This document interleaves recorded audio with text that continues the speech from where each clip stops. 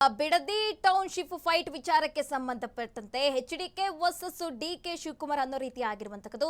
ರೈತರು HDK ಮೇಲ್ಕೈ, CM DKShi U-turn ಹೊಡೆದ್ರ ಅಂತ ಪ್ರಶ್ನೆಗಳು ಉದ್ಭವವಾಗ್ತಾ ಇದೆ. ರೈತರು ಎಚ್ಡಿಕೆ ಹಾಗಾದ್ರೆ ಮೇಲ್ಕೈ ಸಾಧಿಸಿದ್ರ, ಸಿಎಂ ಡಿಕೆಶಿ ಯೂಟರ್ನ್ ಹೊಡೆದ್ರ, ಸರ್ವೆ 2 ರಿಂದ 3 ತಿಂಗಳ ತಾತ್ಕಾಲಿಕವಾಗಿ ಮುಂದೂಡಿದ್ದಾರೆ ಡಿಕೆಶಿ. ಟೌನ್ಶಿಪ್ ವಿಚಾರಕ್ಕೆ ಕಮಿಟಿ ಘೋಷಣೆ ಮಾಡಿದ್ದಾರೆ ಇಲ್ಲಿ ಸಿಎಂ ಅವರು. ಕಮಿಟಿ ವರದಿ ಬಳಿಕ ಟೌನ್ಶಿಪ್ ಬೇಕಾ ಬೇಡವಾ ಅಂತ ನಿರ್ಧಾರ ಮಾಡ್ತೀವಿ ಅಂತ ಹೇಳಿದ್ದಾರೆ.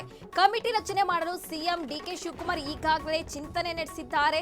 ಶಾಸಕರು ಅಥವಾ ನಿವೃತ್ತ ನ್ಯಾಯಾಧೀಶರ ನೇತೃತ್ವದಲ್ಲಿ ಕಮಿಟಿ ರಚನೆ ಮಾಡುವ ಸಾಧ್ಯತೆ ಇದೆ. ಮುಂದಿನ ಕ್ಯಾಬಿನೆಟ್ನಲ್ಲಿ ಅಂತಿಮ ನಿರ್ಧಾರ ಸಾಧ್ಯತೆ ಇರುವಂತದ್ದು. ಯೋಜನೆಗೆ ಜಮೀನು ನೀಡುವವರು ನೀಡಬಹುದು, ಯಾರಿಗೂ ಕೂಡ ಬಲವಂತ ಮಾಡೋದಿಲ್ಲ, ಬಲವಂತವಾಗಿ ಜಮೀನು ಪಡೆಯೋಲ್ಲ ಅಂತ ಸಿಎಂ ಅವರು ನಿನ್ನೆ ಸ್ಪಷ್ಟನೆ ಕೊಟ್ಟಿದ್ದಾರೆ. ಬಿಡದಿ ಟೌನ್ಶಿಪ್ ಫೈಟ್ ದಿನದಿಂದ ದಿನಕ್ಕೆ ತಾರಕಕ್ಕೇರ್ತಾ ಇರುವಂತಕ್ಕದ್ದು. ಸದ್ಯ ಎಚ್ಡಿಕೆ ವರ್ಸಸ್ ಡಿಕೆ ಶಿವಕುಮಾರ್ ಅನ್ನೋ ರೀತಿ ಪರಿಸ್ಥಿತಿ ನಿರ್ಮಾಣವಾಗಿದೆ. ನಿನ್ನೆ ಕೂಡ ಡಿಕೆಶಿ ಅವರು ಎಚ್ಡಿಕೆ ವಿರುದ್ಧ ವಾಗ್ದಾಳಿ ನಡೆಸಿದ್ರು, ಅದಕ್ಕೂ ಕೂಡ ಎಚ್ಡಿಕೆ ಅವರು ರೀಕೌಂಟ್ರು ಕೊಟ್ಟಿದ್ರು.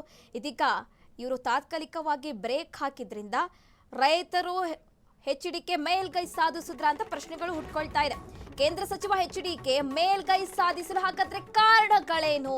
ಬಿಡದಿ ಟೌನ್ಶಿಪ್ ವಿರುದ್ಧ ಇರೋ ರೈತರ ಪರ ನಿಂತಿದ್ದಾರೆ ಎಚ್ಡಿಕೆ. ಕಾನೂನು ಹೋರಾಟಕ್ಕೂ ಬೆಂಬಲ ಕೊಟ್ಟಿದ್ದಾರೆ ಇಲ್ಲಿ ಕುಮಾರಸ್ವಾಮಿ ಅವರು. ಟೌನ್ಶಿಪ್ ಕೈ ಬಿಡುವಂತೆ ಸಿಎಂಗೆ ದೇವೇಗೌಡರು ಕೂಡ ಮನವಿ ಮಾಡಿದ್ದಾರೆ. ವಿಧಾನಸೌಧದ ಬಳಿ ಧರಣಿ ಕೂರುವುದಾಗಿ ಕೂಡ ಎಚ್ಚರಿಕೆ ಕೊಟ್ಟಿದ್ರು. ಎಚ್ಡಿಕೆಗೆ ರೈತರ ಬೆಂಬಲ ಸಿಕ್ಕಿದ್ದೇ ಡಿಕೆಶಿ ಆತಂಕಕ್ಕೆ ಕಾರಣವಾಗಿದೆಯಾ? ಹಾಗಾದ್ರೆ ರಾಜಕೀಯವಾಗಿಯೂ ಎಚ್ಡಿಕೆಗೆ ಪ್ಲಸ್ ಪಾಯಿಂಟ್ ಹಿನ್ನೆಲೆ ಬಿಡದಿ ಟೌನ್ಶಿಪ್ ಯೋಜನೆ ತಾತ್ಕಾಲಿಕವಾಗಿ ಮುಂದೂಡಿಕೆಗೆ ಕಾರಣ ಅಂತ ಹೇಳಲಾಗ್ತಾ ಇದೆ. ಕೇಂದ್ರ ಸಚಿವ ಎಚ್ಡಿಕೆ ಮೇಲ್ಗೈ ಸಾಧಿಸಲು ಕಾರಣ ಏನು ಅನ್ನೋದು ನೋಡೋದಾದ್ರೆ, ಇಲ್ಲಿ ಬಿಡದಿ ಟೌನ್ಶಿಪ್ ವಿರುದ್ಧ ರೈತರ ಪರ ನಿಂತಿದ್ದಾರೆ ಎಚ್ಡಿಕೆ ಅವರು. ಕಾನೂನು ಹೋರಾಟಕ್ಕೂ ಕೂಡ ಇವರು ಬೆಂಬಲ ಸೂಚಿಸಿದ್ರು. ಹಾಗೆ ಟೌನ್ಶಿಪ್ ಕೈ ಬಿಡುವಂತೆ ಎಚ್ಡಿಡಿ ಕೂಡ ಸಿಎಂ ಅವರಿಗೆ ಮನವಿ ಮಾಡಿದ್ರು. ಹಾಗೆ ಒಂದು ವೇಳೆ ಈ ಯೋಜನೆ ಕೈ ಬಿಟ್ಟಿಲ್ಲ ಅಂದ್ರೆ ಧರಣಿ ಕೂರ್ತೀವಿ ಅಂತ ಕೂಡ ಇವರು ಎಚ್ಚರಿಕೆ ಕೊಟ್ಟಿದ್ರು. ಒಂದು ವೇಳೆ ಇಲ್ಲಿ ಈ ರೀತಿ ಆಗಕ್ಕೆ ಕಾರಣ ಏನು ಅನ್ನೋದು ನೋಡೋದಾದ್ರೆ, ಎಚ್ಡಿಕೆಗೆ ರೈತರ ಬೆಂಬಲ ಸಿಕ್ತು, ಹಾಗಾಗಿ ಡಿಕೆಶಿ ಆತಂಕಕ್ಕೆ ಒಳಗಾದ್ರ ಅಂತ ಪ್ರಶ್ನೆಗಳು ಉದ್ಭವ ಆಗ್ತಾ ಇದೆ. ರಾಜಕೀಯವಾಗಿಯೂ ಎಚ್ಡಿಕೆಗೆ ಪ್ಲಸ್ ಪಾಯಿಂಟ್ ಹಿನ್ನೆಲೆ ಮುಂದೂಡಿಕೆ ಆಯ್ತು ಅಂತ ಹೇಳಲಾಗ್ತಾ ಇದೆ. ಟೌನ್ಶಿಪ್ ಯೋಜನೆಗೆ ಹಿಂದೇಟು ಹಾಕಿದ್ರ ಸಿಎಂ ಡಿಕೆಶಿ. ಅಸಮಾಧಾನ ಭುಗಿಲೇಳುತ್ತಿದ್ದಂತೆ ಕಾದು ನೋಡುವ ತಂತ್ರನ ಹಾಗಾದ್ರೆ ಇದು? ಕೆಲ ಸಚಿವರು ಶಾಸಕರಿಂದಲೇ ಯೋಜನೆಗೆ ಅಪಸ್ವರನ, ರೈತರ ಹೋರಾಟ ಹೆಚ್ಚಾಗ್ತಲೇ ಯೋಜನೆಗೆ ಹಿಂದೇಟು ಹಾಕಿದ್ರ ಸಿಎಂ ಅಂತ ಪ್ರಶ್ನೆಗಳು ಉದ್ಭವವಾಗ್ತಾ ಇದೆ. ವಿಪಕ್ಷಗಳಿಗೂ ಬ್ರಹ್ಮಾಸ್ತ್ರ ಆಗಿದೆ ಈ ಬಿಡದಿ ಟೌನ್ಶಿಪ್ ಯೋಜನೆ.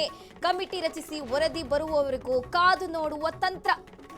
ಪರಿಸ್ಥಿತಿ ತಿಳಿ ಆಗುತ್ತಾ ಇಲ್ವಾ ಅನ್ನುವ ತಂತ್ರಕ್ಕೆ ಡಿಕೆಶಿ ಅವರು ಇಲ್ಲಿ ಮುಂದಾದ್ರ ಅಂತ ಪ್ರಶ್ನೆಗಳು ಉದ್ಭವವಾಗ್ತಾ ಇದೆ. ಯಾಕಂದ್ರೆ ಬಿಡದಿ ಯೋಜನೆ ಯಾವಾಗ ಮಾಡಬೇಕು ಅಂತ ಸಿಎಂ ಅವರು ಆದೇಶ ಕೊಟ್ಟರು, ಅವಾಗಿನಿಂದಲೂ ಕೂಡ ರೈತರು ಆಕ್ರೋಶ ವ್ಯಕ್ತಪಡಿಸ್ತಾ ಇದ್ರು. ವಿಪಕ್ಷಗಳು ಕೂಡ ಹೋರಾಟ ನಡೆಸಿದ್ರು, ಪ್ರತಿಭಟನೆ ಮಾಡಿದ್ರು. ನಿನ್ನೆ ಕೂಡ ಎಚ್ಡಿಕೆ ಕೂಡ ಗಂಭೀರ ಆರೋಪ ಮಾಡಿ ವಾಗ್ದಾಳಿ ನಡೆಸಿದ್ರು. ಈಗ ಈ ವಿಚಾರಕ್ಕೆ ಸಂಬಂಧಪಟ್ಟಂತೆ ಈ ವಿಚಾರಕ್ಕೆ ಹಿಂದೆ ಹೋದ್ರ ಸಿಎಂ ಡಿಕೆ ಶಿವಕುಮಾರ್ ಪಟ್ಟು ಸಡಿಲಗೊಳಿಸಲು ಕಾರಣವೇನು? ಬಿಡದಿ ಟೌನ್ಶಿಪ್ ಯೋಜನೆಗೆ ತಾತ್ಕಾಲಿಕ ಬ್ರೇಕ್ ಹಾಕಿದ್ಯಾಕೆ ಅಂತ ಪ್ರಶ್ನೆಗಳು ಹುಡ್ಕೊಳ್ತಾ ಇದೆ. ಭೂ ಸ್ವಾಧೀನಕ್ಕೆ ಬಿಡದಿಯಲ್ಲಿ ರೈತರಿಂದ ತೀವ್ರ ವಿರೋಧ ವ್ಯಕ್ತವಾಗಿತ್ತು. ಬಿಡದಿ ರೈತರ ಪರ ಹೋರಾಟಕ್ಕಿಳಿದಿದ್ರು ಇಲ್ಲಿ ದಳಪತಿಗಳು, ಅವರಿಗೂ ಕೂಡ ಕ್ರೆಡಿಟ್ ಸಿಕ್ಕಿತ್ತು. ಕಾನೂನು ಹೋರಾಟ ಎಚ್ಚರಿಕೆ ರವಾನಿಸಿದ್ರು ಇಲ್ಲಿ ಕುಮಾರಸ್ವಾಮಿ ಅವರು. ಸರ್ವೆಗೆ ಹೋದ ಅಧಿಕಾರಿಗಳ ಮೇಲೂ ಕೂಡ ರೈತರು ಆಕ್ರೋಶ ವ್ಯಕ್ತಪಡಿಸಿದ್ರು, ಹಲ್ಲೆ ಮಾಡಿದ್ರು, ಹೋರಾಟಕ್ಕಿಳಿಯುವ ಸಂದೇಶ ಕೂಡ ಕೊಟ್ಟಿದ್ರು ಇಲ್ಲಿ ಎಚ್ಡಿ ದೇವೇಗೌಡರು. ಎಚ್ಡಿಡಿ ಪ್ರತಿಭಟನೆಗೆ ಮುಂದಾದ್ರೆ ಇನ್ನಷ್ಟು ಬಲ ಸಿಗುವ ಸಾಧ್ಯತೆ ಇತ್ತು. ರಾಷ್ಟ್ರ ಮಟ್ಟದ ಸುದ್ದಿ ಆದಲ್ಲಿ ಮತ್ತೆ ಪಕ್ಷಕ್ಕೆ ಡ್ಯಾಮೇಜ್ ಆಗ್ತಾ ಇತ್ತು. ಸ್ವಪಕ್ಷದಲ್ಲೂ ಕೂಡ ಬಿಡದಿ ಟೌನ್ಶಿಪ್ ಯೋಜನೆಗೆ ಬಹಳ ಅಸಮಾಧಾನ ಇತ್ತು.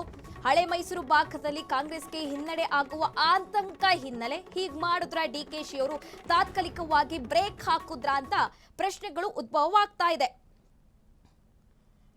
ಸಿಎಂ ಡಿಕೆ ಶಿವಕುಮಾರ್ ಪಟ್ಟು ಸಡಿಸಲು ಕಾರಣವೇನು ಅಂತ ನೋಡ್ತಾ ಹೋಗೋದಾದ್ರೆ, ಬಿಡದಿ ಟೌನ್ಶಿಪ್ಗೆ ಅವರು ತಾತ್ಕಾಲಿಕವಾಗಿ ಬ್ರೇಕ್ ಹಾಕಿದ್ದಾರೆ. ಯಾಕಂದ್ರೆ ರೈತರು ಬಹಳ ವಿರೋಧ ವ್ಯಕ್ತಪಡಿಸಿದ್ರು. ಮಂಡಹಳ್ಳಿಯಲ್ಲಿ ರೈತರು ಅಧಿಕಾರಿಗಳಿಗೆ ಹಲ್ಲೆ ನಡೆಸಿದ್ರು, ಬಹಳ ಆಕ್ರೋಶ ವ್ಯಕ್ತಪಡಿಸಿದ್ರು.